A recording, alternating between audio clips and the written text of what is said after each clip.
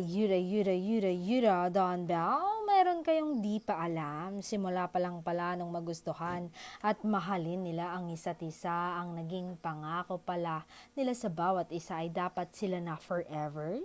Sila na ang magkatuluyan at magsama habang buhay. Hindi na ako magtataka kasi kung paano nila tratuhin at respetuhin ang isa't isa, kitang-kita mo na walang halong kaplastikan ang kanilang pagmamahalan.